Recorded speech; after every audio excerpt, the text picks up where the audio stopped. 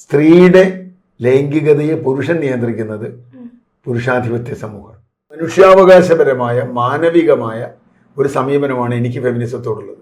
അതുകൊണ്ട് ഞാനും ഫെമിനിസ്റ്റാണ്. സ്ത്രീയും പുരുഷനും തമ്മിലുള്ള ഒരു ബന്ധം ഏത് സാഹിത്യത്തിൻ്റെ ഒരു പ്രധാന വിഷയമാണ്. അപ്പൊ ശാരീരിക ശക്തി എന്തെങ്കിലും ഒരു മേന്മ പുരുഷൻ ഉണ്ടാക്കുന്നുണ്ടോ? സർ, നമ്മുടെ ഇവിടെ സ്ത്രീപക്ഷപാതം എന്ന് പറഞ്ഞു കഴിഞ്ഞാൽ പല രീതിയിലുള്ള ഒരു ആഖ്യാനങ്ങളാണ് നടന്നുകൊണ്ടിരിക്കുന്നത്. ശരിക്കും ഈ സ്ത്രീപക്ഷപാതം എന്താണ്? ഇവിടെ ഏറ്റവും കൂടുതൽ പുരുഷന്മാർ അല്ലെങ്കിൽ സ്ത്രീകളാണോ സ്ത്രീപക്ഷപാതം സംസാരിക്കുന്നത്? സ്ത്രീകൾ സംസാരിക്കുന്നതെല്ലാം സ്ത്രീപക്ഷപാതം തന്നെയാണോ? ഒന്നാമത് ഫെമിനിസം എന്ന വാക്കാണ് നിങ്ങൾ ഉദ്ദേശിച്ചിരുന്നെങ്കിൽ സ്ത്രീപക്ഷപാതം എന്ന് പറയുന്നത്. ഫെമിനിസം യഥാർത്ഥത്തിൽ സ്ത്രീകളുടെ മാത്രം ഒരു വിഷയമല്ല. നേരത്തെ ദളിത് വിഷയം പറഞ്ഞതുപോലെ ഒരു സമൂഹത്തിൽ അനീതി നിലനിൽക്കുമ്പോൾ ഞാൻ ഏത് പക്ഷത്ത് നിന്നാലും അനീതിക്കെതിരെ പക്ഷത്തെ ഞാൻ നിൽക്കട്ടെ. ജാതിയുടെ കാര്യത്തിൽ പറഞ്ഞു, ഞാൻ എൻ്റെ ജാതി എന്താണ് എന്നുള്ളതല്ല പ്രശ്നം. ജാതിപരമായ ഒരു അനീതി സമൂഹത്തിൽ നിലനിൽക്കുന്നു, വിവേചനം നിലനിൽക്കുന്നു എങ്കിൽ ആ വിവേചനം ഇല്ലാതാക്കേണ്ടത് എൻ്റെ ഉത്തരവാദിത്തമാണ്. കാരണം ഞാൻ അടിസ്ഥാനപരമായ ഒരു ജനാധിപത്യവാദിയാണ്. മനസ്സിലായി? എല്ലാ മനുഷ്യർക്കും, പുരുഷനായാലും സ്ത്രീ ആയാലും ട്രാൻസ്ജെൻഡർ ആയാലും, ഇവിടെ ജനിച്ചാൽ അടിസ്ഥാനപരമായ അവകാശങ്ങൾ ഒന്നു തന്നെയാണ്, ജീവിക്കാനുള്ള അവകാശം. ഭരണഘടന അങ്ങനെ തന്നെയാണ് പറയുന്നത്, നിയമത്തിന് മുമ്പിലുള്ള അവകാശം. ആ അവകാശം എല്ലാവർക്കും ഉണ്ടാകുന്ന തരത്തിലുള്ള ഒരു ജനാധിപത്യ സമൂഹത്തിനാണ് ഞാൻ ശ്രമിക്കുന്നത്. അതുകൊണ്ട് ഫെമിനിസം എന്ന് പറഞ്ഞാൽ എന്നെ സംബന്ധിച്ചിടത്തോളം അത് സ്ത്രീകളുടെ ഒരു വിഷയമല്ല. സ്ത്രീ പുരുഷ ആ ഇതിലുള്ള വ്യത്യാസം, വിവേചനം ഏതെങ്കിലും അർത്ഥത്തിൽ നിലനിൽക്കാൻ പാടില്ല എന്ന ഒരു മനുഷ്യാവകാശപരമായ മാനവികമായ ഒരു സമീപനമാണ് എനിക്ക് ഫെമിനിസത്തോടുള്ളത്. അതുകൊണ്ട് ഞാനും ഫെമിനിസ്റ്റാണ്. എനിക്കൊരു തർക്കമില്ല അതിനകത്ത്. കാരണം ഇപ്പോൾ വിവേചനം നിൽക്കുന്നുണ്ട്. ഞാനൊരു ദളിത് ആക്ടിവിസ്റ്റാണെന്ന് പറഞ്ഞാൽ എനിക്കൊരു വിരോധമില്ല, അവർ സംഭവിച്ചാലും ഇല്ലെങ്കിലും. കാരണം ഇവിടെ ദളിതരോട് വിവേചനം നിൽക്കുന്നുണ്ട്, സ്ത്രീകളോട് വിവേചനം നിൽക്കുന്നുണ്ട്. അപ്പൊ ഒരു ഒരു സമത്വം എന്ന് പറയുന്ന ഒരു സംഗതി ഉണ്ടല്ലോ. സമത്വം എന്ന് പറഞ്ഞാൽ എല്ലാവരും ഒരുപോലെ ഒരേ ഡ്രസ് ഇട്ട് നടക്കുക എന്നുള്ളതല്ല. സമത്വപരമായ ഒരു അവകാശം. ഞാനും നിങ്ങൾ ഒരേ ഭക്ഷണം കഴിച്ചോളുന്നില്ല, ഒരേ തരത്തിൽ വസ്ത്രം ധരിച്ചോളുന്നില്ല. പക്ഷെ നിങ്ങൾക്ക് നിങ്ങളുടെ പോലെ ധരിക്കാനും എനിക്ക് എൻ്റെ പോലെ ധരിക്കാനും എനിക്ക് എൻ്റെ പോലെ കഴിക്കാനും നിങ്ങൾക്ക് നിങ്ങളുടെ പോലെ കഴിക്കാനും കഴിയുന്നതാണ് ജനാധിപത്യം. അപ്പൊ ഫെമിനിസം എന്ന് പറയുന്നത് ജനാധിപത്യമാണ്. ജനാധിപത്യത്തിലേക്കുള്ള ഒരു വഴിയാണ് വിവേചനം ഇല്ലാതാക്കുക. അതാണ് ഡോക്ടർ അംബേദ്കറൊക്കെ എത്ര വ്യക്തമായി അത് പറഞ്ഞിട്ടുണ്ട്, എന്തുകൊണ്ടാണ് സംവരണം വേണ്ടി വരുന്നതൊക്കെ. അപ്പോൾ അത് സ്ത്രീ പറയണോ പുരുഷൻ പറയണോ എന്നുള്ളത് വേറൊരു പ്രശ്നം.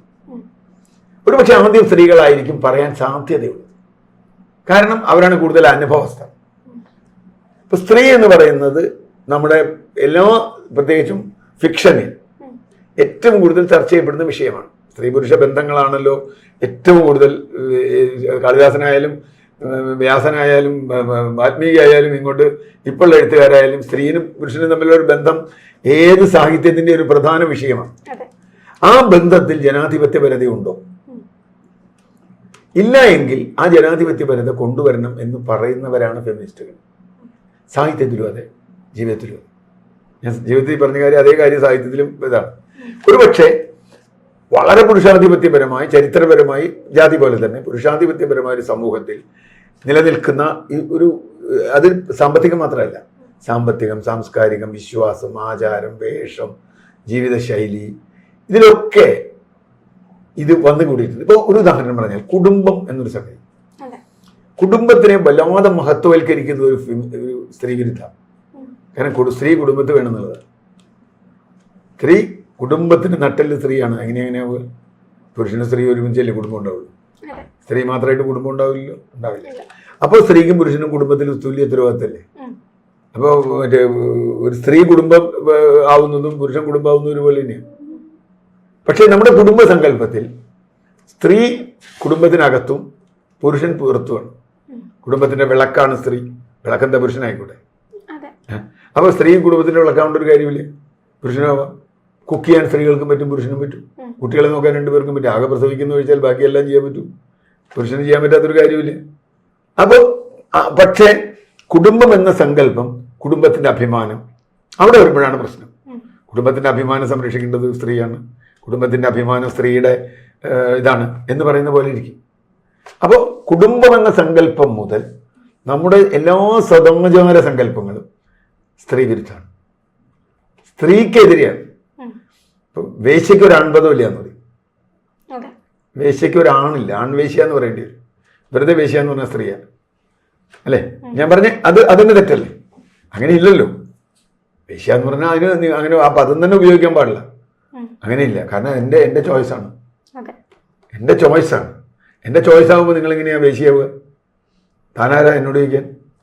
ഒരു സ്ത്രീക്ക് ഒരു പുരുഷൻ ഒരു പുരുഷൻ എന്നൊരു നിയമം നമ്മൾ ഉണ്ടാക്കി നോക്കിയാൽ ഓക്കെ, അത് ലീഗലായൊരു നിയമമാണ്. പക്ഷേ ഒരു പുരുഷന് മറ്റൊരു സ്ത്രീ വന്നാൽ അതും പോലെ തന്നെയാണ് ഒരു സ്ത്രീക്ക് വേറൊരു പുരുഷൻ വരുന്നത് അല്ലേ? പക്ഷെ വേശ്യ എന്ന പദം അവിടെ ഉണ്ട്. അപ്പം അതാണ് അതിലേറ്റവും ക്രിട്ടിക്കലായ കാര്യം, സദാചാരം. ഈ സദാചാരമാണ് സ്ത്രീകളെ ഒരുപാട് കാലം വളഞ്ഞു കെട്ടിയിട്ടുള്ളത്.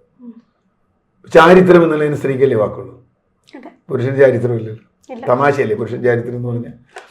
പക്ഷേ അപ്പം സ്ത്രീ അബലയാണ്, സ്ത്രീ സദാചാരത്തിൻ്റെ സംരക്ഷകയാണ്, സ്ത്രീയാണ് കുടുംബം. അതെന്താണെന്ന് വെച്ചാൽ പുരുഷാധിപത്യ സമൂഹം. അത് ഒരു സ്ത്രീക്ക് ഒരു പുരുഷൻ വരുന്ന അതുപോലുള്ള സംഗതികൾ വരുന്നത് തന്നെ സ്ത്രീയുടെ ലൈംഗികതയെ പുരുഷൻ നിയന്ത്രിക്കുന്നത് പുരുഷാധിപത്യ സമൂഹമാണ്. ഒരാൾക്ക് സ്ത്രീക്ക് ലൈംഗികത സ്ത്രീയുടെ ഇഷ്ടമാണ്. പ്രസവിക്കണ്ട എന്നൊരു പെൺകുട്ടി തീരുമാനിച്ചാൽ പ്രസവിക്കണം, കല്യാണം കഴിക്കണ്ട എന്നൊരു പെൺകുട്ടി തീരുമാനിച്ചാൽ കല്യാണം കഴിക്കണ്ട. ഒരു പുരുഷൻ കല്യാണം കഴിക്കേണ്ടിരുന്നുള്ള പ്രശ്നമല്ലല്ലോ സ്ത്രീ കല്യാണം കഴിക്കേണ്ടിരുന്നത് നാട്ടിലുണ്ടാവുക. അത് തന്നെയാണ് സ്ത്രീ വിരുദ്ധത.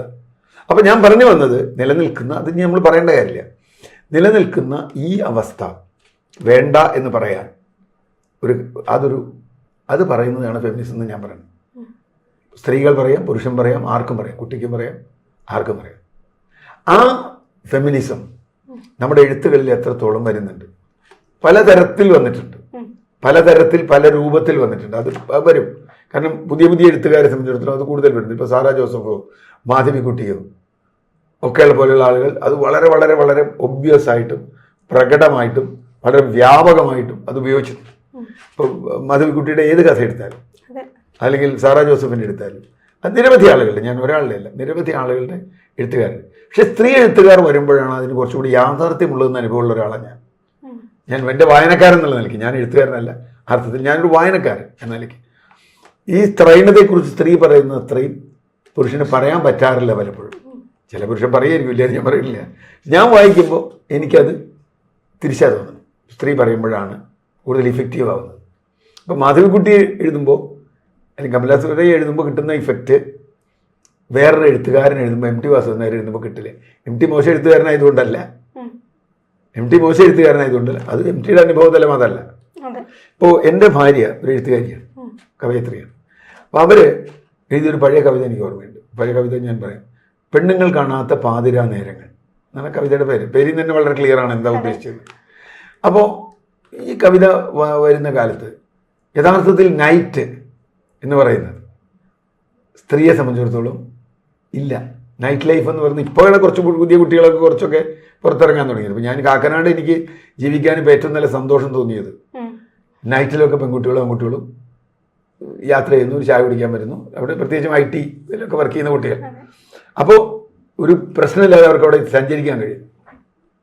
അത് കാക്കനാട് പോലൊരു സ്ഥലത്ത് ഞാനൊരു 40 കൊല്ലമായിട്ട് അവിടെ ഉണ്ട്. അവിടെ വന്നൊരു മാറ്റം തീർച്ചയായിട്ടും അത് നല്ലൊരു കാര്യമാണ്. കാരണം രാത്രി ആണുങ്ങൾക്ക് സഞ്ചരിക്കാമെങ്കിൽ പെണ്ണുങ്ങൾക്ക് സഞ്ചരിക്കുന്നു. ഞാൻ രാത്രി സ്ഥിരം സഞ്ചരിക്കുന്ന ആളാണ്. പെണ്ണുങ്ങളെ സഞ്ചരിക്കാൻ പാടില്ല എന്ന് എന്തോ നിയമം? അസമയം, അങ്ങനെയാണ് നമ്മൾ പറയുക. അസമയത്ത് പെൺകുട്ടികൾ പോയി. എന്താ അസമയം എന്നുള്ളൊരു ചോദ്യമുണ്ട്. ഇതാണ് അസമയം. അപ്പോൾ ചില സമയത്ത് നിങ്ങൾക്ക് പോകാൻ പാടില്ല എന്ന് പറഞ്ഞാൽ, പൊതുവഴി നിങ്ങൾക്ക് ആക്സസബിൾ അല്ല എന്ന് പറഞ്ഞാൽ അതിനർത്ഥം എന്താ? ജനാധിപത്യം ഇല്ല എന്നാ. പണ്ട് ജാതി തിരിച്ചല്ലേ വഴി. ഈ വഴി കൂടി നായർ നടക്കാം, ഈ വഴി കൂടി നമ്പൂരി നടക്കാം, ആ വഴി കൂടി പുലയൻ നടക്കാം എന്ന് പറയുന്ന ഒരു നിയമം ഉണ്ടായിരുന്നു രാജ്യത്ത്.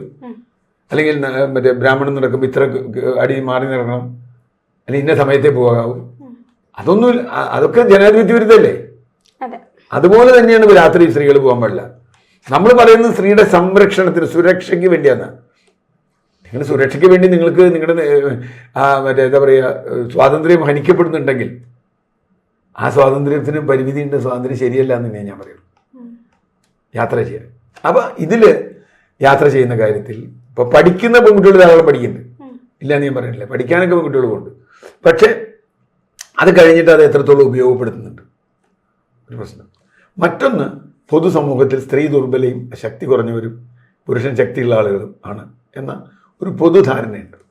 യഥാർത്ഥത്തിൽ ശാരീരികമായ ശക്തിക്ക് എന്തെങ്കിലും പ്രാധാന്യമുണ്ടോ? നരേന്ദ്രമോദി ഇവിടെയുള്ള ഏറ്റവും വലിയ ഗുസ്തിക്കാരനേക്കാൾ ശക്തനൊന്നും അല്ലല്ലോ, അല്ലെങ്കിൽ പിണറായി വിജയൻ. പക്ഷെ അവര് ശക്തരാണ്, അവര് വേറെ അധികാരം കൊണ്ട്, അല്ലാണ്ട് ഗുസ്തി കൂടിയിട്ടല്ലല്ലോ നരേന്ദ്രമോദിയും പിണറായി വിജയനും ഒക്കെ അധികാരത്തിലെത്തിയത്. ശാരീരിക ശക്തി കൊണ്ടല്ലല്ലോ. അപ്പൊ ശാരീരിക ശക്തി എന്തെങ്കിലും ഒരു മേന്മ പുരുഷൻ ഉണ്ടാക്കുന്നുണ്ടോ? അങ്ങനെയായിരുന്നു മുമ്പ് പറഞ്ഞിരുന്നത്. പുരുഷനും സ്ത്രീ ശക്തിയല്ല, അത് ഇല്ല എന്നുള്ളത് വളരെ ഒബ്വിയസ് ആണ്. ഞാനത് എപ്പോഴും പറയാറുള്ളത്, കർണം മല്ലേശ്വരി എന്ന് പറയുന്ന പഴയ നമ്മുടെ വെയിറ്റ് ലിഫ്റ്റർ ഉണ്ടല്ലോ, അവരെടുക്കുന്ന വെയിറ്റിന്റെ 50-1 എടുക്കാൻ എനിക്ക് പറ്റില്ല. അവർ പൊക്കുന്ന അവർ 500 കിലോ 400 കിലോ ഒക്കെ പൊക്കുമ്പോൾ എനിക്കൊരു 50 കിലോ പൊക്കാൻ പറ്റില്ല. ഞാൻ പുരുഷനാണ്, അവർ സ്ത്രീയാണ്. ഞാൻ പറഞ്ഞ അത് ശക്തി, ചില പുരുഷന്മാർക്ക് ശക്തി ഉണ്ടാവും, ചില സ്ത്രീകൾക്ക് ശക്തി ഉണ്ടാവും. അത് ശരിയാ, അത്രേ ഉള്ളൂ. കർണം മല്ലേശ്വരിയേക്കാൾ കൂടുതൽ പൊക്കുന്ന പുരുഷനുണ്ടാവും, ഇല്ലെന്ന് ഞാൻ പറയുന്നില്ല. പക്ഷേ എല്ലാ പുരുഷന്മാരും കർണം മല്ലേശ്വരിയേക്കാൾ ശക്തരല്ല. അങ്ങനെയാണ് എന്നെ കാണുന്നത്. അപ്പൊ എല്ലാത്തിലും ഉണ്ടാവും. ഒരു വീട്ടിൽ തന്നെ നല്ല ബോഡി ഉള്ളവരുണ്ടാവും, ചിലപ്പോൾ ദുർബലരായിട്ടുള്ള ആളുണ്ടാവും. അതുകൊണ്ട് പ്രത്യേകിച്ച് വിവേചനം ഒന്നുമില്ലല്ലോ. നീ ശക്തി കുറഞ്ഞവരും ഞാൻ ശക്തി കൂടിയവനും, അതുകൊണ്ട് ഞാൻ ആദ്യം ഭക്ഷണം കഴിക്കും, നിനക്ക് ഭക്ഷണം തരില്ല എന്ന് പറഞ്ഞാൽ ഒന്ന് ആലോചിച്ച് നോക്കൂ. ആ ഒരു പ്രശ്നമുണ്ടല്ലോ. അതുകൊണ്ട് ഞാൻ പറയുന്നത്, ഫെമിനിസം എന്ന് പറയുന്നത് ഒരു സമൂഹത്തിന്റെ ജനാധിപത്യവൽക്കരണത്തിന് വേണ്ടിയുള്ള ഒരു പോരാട്ടമാണ്. അതിപ്പോഴും പൂർത്തിയായിട്ടില്ല. ഒരു വിഭാഗം ഇപ്പോഴും അധികാരത്തിന്റെ ഏതെങ്കിലും തരത്തിൽ അവരുടെ സ്വാതന്ത്ര്യം തടയപ്പെട്ട് നിൽക്കുകയാണ്. അത് ജനാധിപത്യത്തിന് ശരിയല്ല. സ്ത്രീകളായാലും കുട്ടികളായാലും ദളിതരായാലും ഒക്കെ ഉള്ളൊരു കാര്യമാണ്. ആ ജനാധിപത്യവൽക്കരണത്തിനാണ് ഞാൻ നിൽക്കുന്നത്. അതുകൊണ്ട് അതിന് നിൽക്കുന്ന സ്ത്രീയായാലും പുരുഷനായാലും അത് ശരിയുമാണ്. അത് ഫെമിനിസമാണ് എന്നേ പറയാൻ പറ്റും.